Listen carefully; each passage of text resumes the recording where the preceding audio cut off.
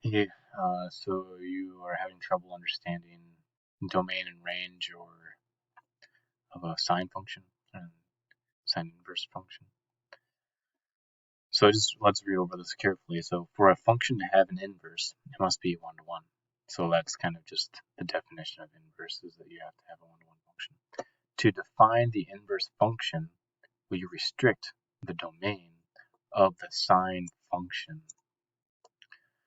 So the idea is, in order for us to define the inverse function, we restrict.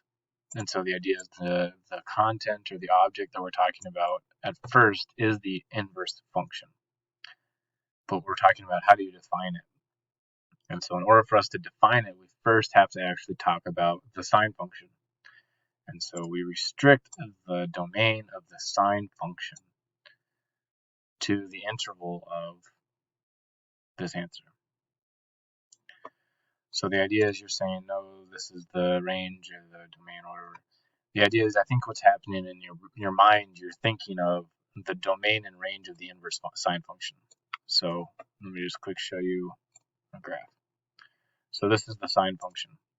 The idea is we need to restrict this from pi over 2, the x value, which is a domain value. X is domain, range is. So we restrict it from negative pi over 2 to pi over 2, and we say, okay, we only want this little strip of the sine function. So this is the domain that we restricted on, negative pi over 2 to pi over 2.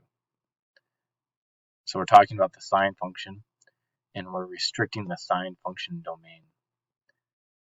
And the range of the sine function is negative 1-to-1.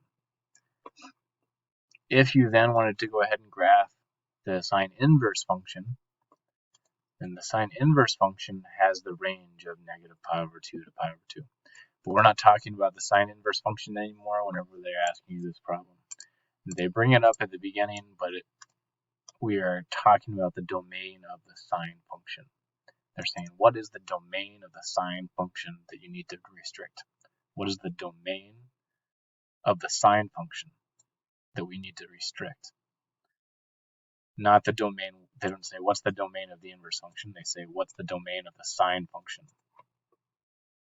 What's the domain of the sine function? Okay, so what's the domain of the sine function that we need to restrict? Well, negative pi over 2 to pi over 2. What's the domain of the sine function? What's the domain of the sine function that we need to restrict?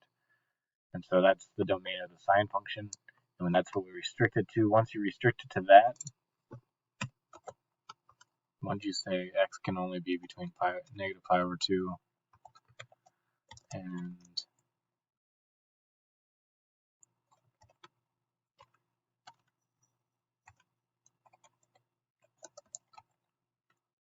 pi over 2, right? I guess they don't like commas. So now this is my restricted sine function. So what's my domain of my restricted sine function? Negative pi over 2 to pi over 2. That's the domain of my restricted sine function. Alright, so to define the inverse function, we must restrict the domain of the sine function to the interval of pi over 2. Hopefully that helps.